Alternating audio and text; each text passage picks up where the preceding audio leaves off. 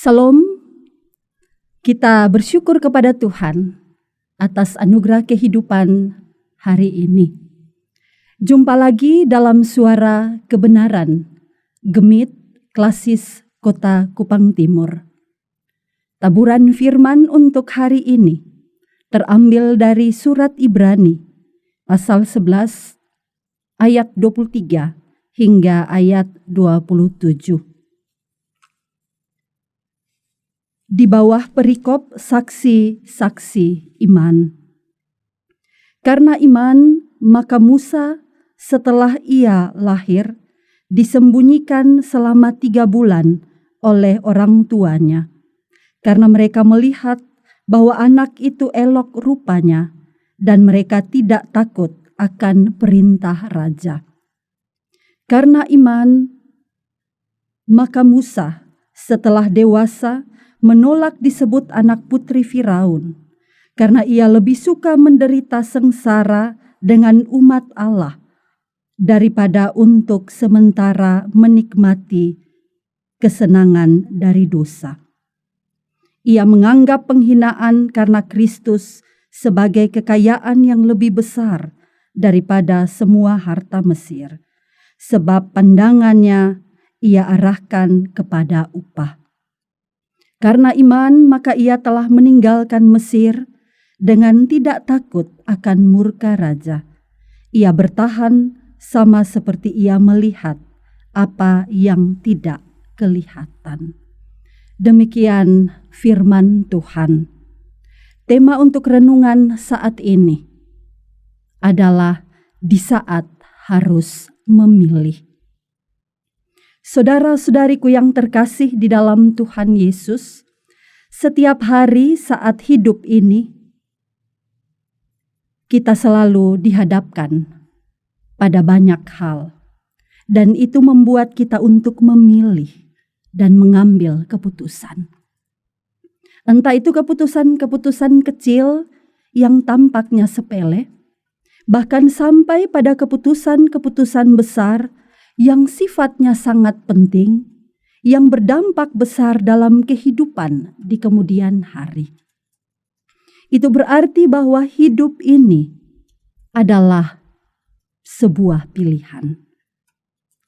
Karena pilihan, maka setiap orang tentu mempunyai pemahaman yang berbeda tentang hidup ini. Saya teringat dengan sebuah syair dari Chairil Anwar yang mengatakan, sekali berarti, sesudah itu mati.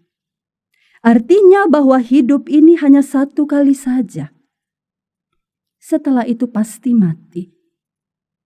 Jika demikian, bagaimana kita sebagai orang Kristen memandang hidup ini sebagai pemberian Tuhan, sebagai anugerah dari Tuhan. Ketika kita diperhadapkan dengan pilihan-pilihan. Mari kita belajar dari seorang tokoh dalam Alkitab yang sangat terkenal yang bernama Musa. Alkitab mencatat Musa dididik dalam segala hikmat orang Mesir. Dan ia berkuasa dalam perkataan dan perbuatannya. Hal ini dapat kita baca dalam Kisah Rasul pasal 7 ayat 22. Selama 40 tahun Musa hidup di istana Mesir. Suatu negeri yang kaya, suatu negeri yang maju. Musa hidup dan dibesarkan dalam istana Firaun. Dengan menikmati suatu kehidupan yang diimpikan, suatu kehidupan yang didambakan oleh kebanyakan orang. Karena itu tidaklah mengherankan, Musa dibekali dengan ilmu pengetahuan yang bermutu pada waktu itu. Sebagai anak angkat putri Firaun, tentu sedikit banyak Musa dikasih kuasa. Sebagai penghuni istana, Musa pasti berlimpah harta kekayaan. Intinya bahwa di dalam istana Musa menikmati segalanya. Kuasa Musa pegang. kemampuan intelektual ia miliki. Kekayaan pun Musa dapati. Mau apalagi saudara-saudariku? Semua kenikmatan dan kesenangan hidup telah Musa peroleh. Namun kesemuanya itu tidak membuatnya lupa terhadap bangsa Israel.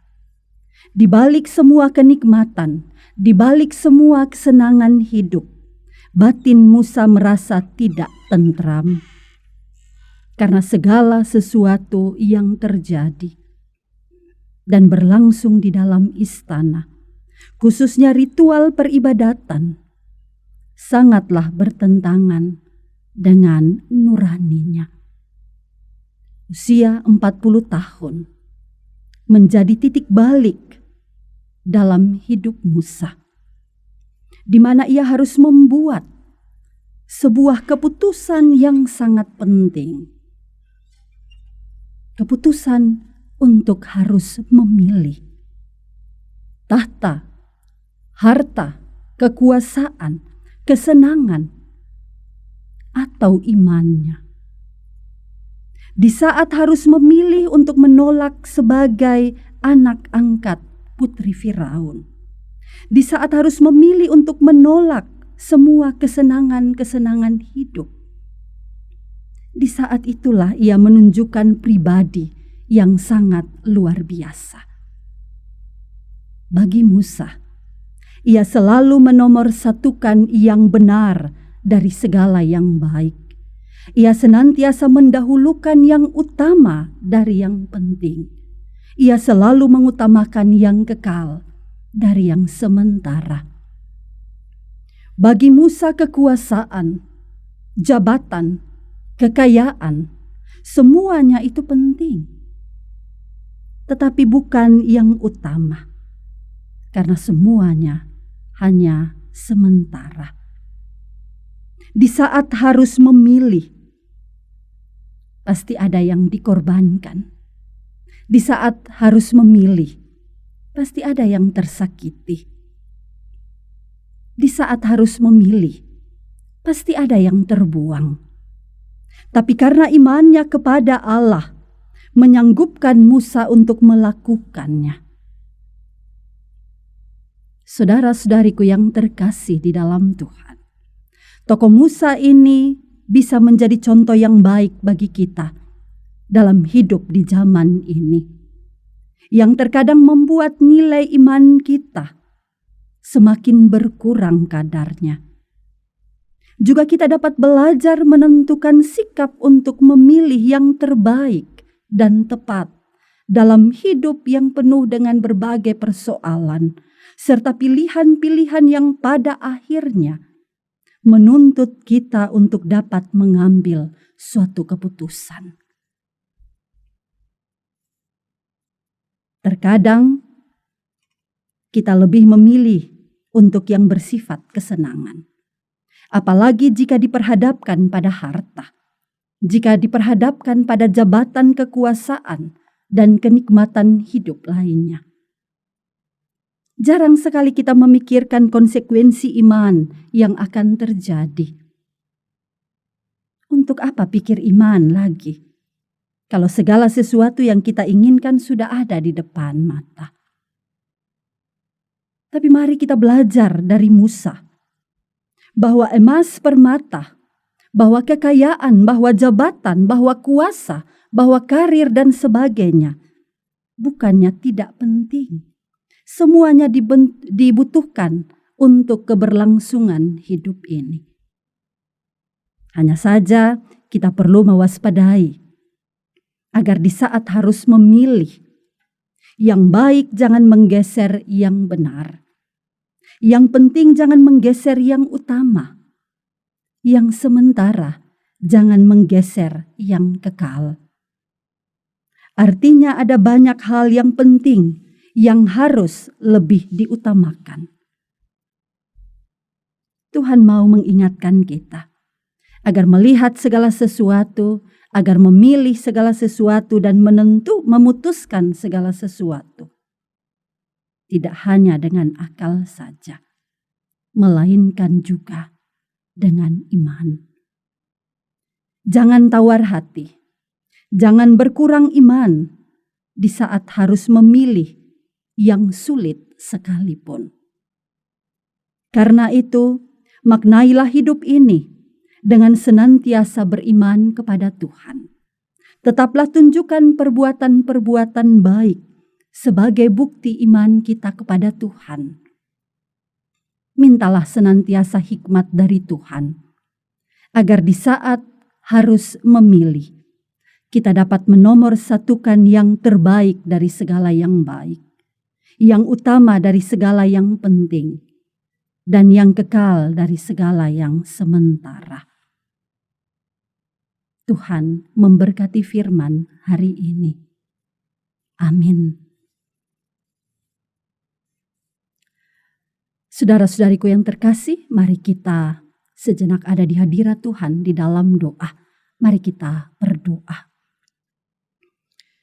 Bapa di sorga, Bapa di dalam nama Tuhan Yesus, kami bersyukur untuk hari ini, hari yang masih Tuhan anugerahkan bagi kami.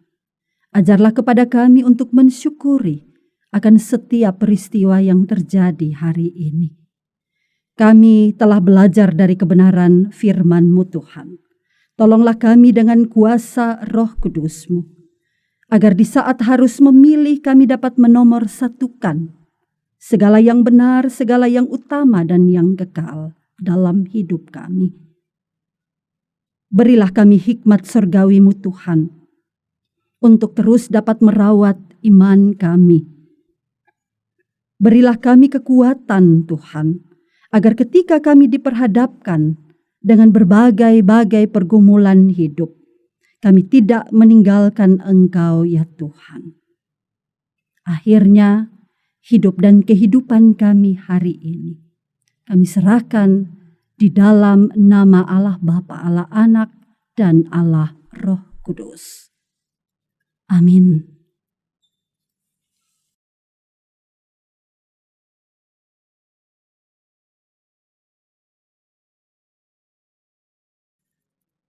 Selamat memulai hari ini.